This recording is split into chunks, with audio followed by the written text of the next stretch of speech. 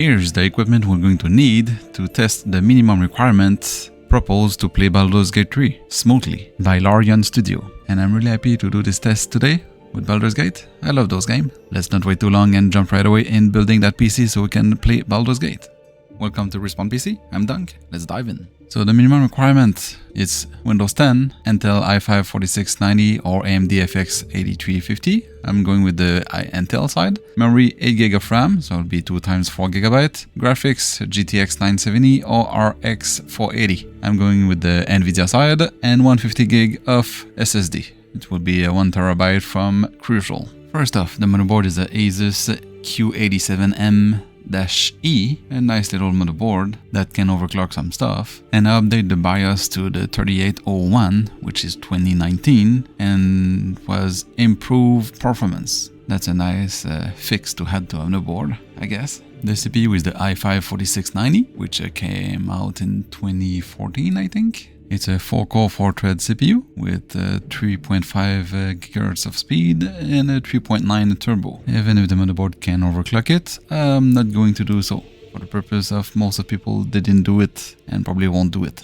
The memory will be 2 times 4GB of DDR3 at 16 MHz. Later on I'm going to add another 2 times 4GB to make a 16 test drive. For the graphic card, I'm using the Asus Strix GTX970. It's a 4GB GDDR5 graphic cards, which is the minimum for this test. And for the storage, I'm using a Crucial 1TB SSD SATA drive, because that board doesn't support M.2. So first, when you start the game, the preset load everything at medium for the auto detect all your hardware. It's a nice minimum requirement if you can play medium as a minimum requirement. Then the screen is on 1080p and I've locked the FPS at the 60 FPS because the screen don't support higher, and obviously if someone having a PC of that age probably don't have a screen that is worth more than it. And with those minimum requirements, Larian Studio said that is going to be run smoothly. And I can tell you that it ran extremely smoothly, 60 FPS all the time, some few drop here and there, but the game ran without any issue, and this is still only the early access.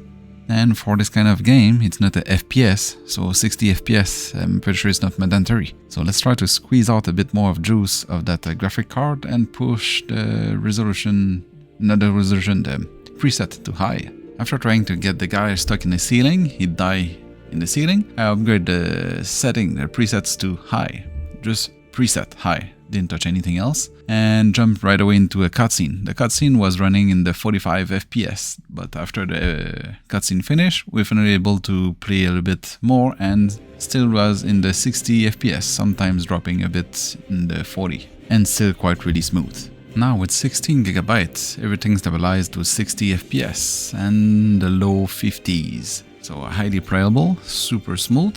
I guess they were ultra conservative with the minimum requirement for their game, still in early access and was able to play that smoothly. Let's try to push that to ultra. I never thought I was going to do that, but I'm going to try ultra with the minimum advertised or minimum proposed for the requirement for this game. And at ultra, the FPS is under 30. Over 20, so let's say 25. And since it's not a high-paced game, it's highly playable, still smooth.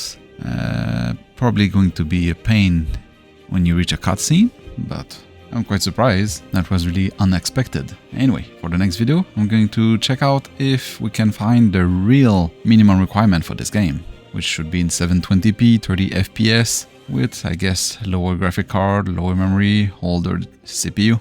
I guess you can play on a office laptop. This was a short and easy video. I hope we see you next time to see what's the real minimum requirement for this game.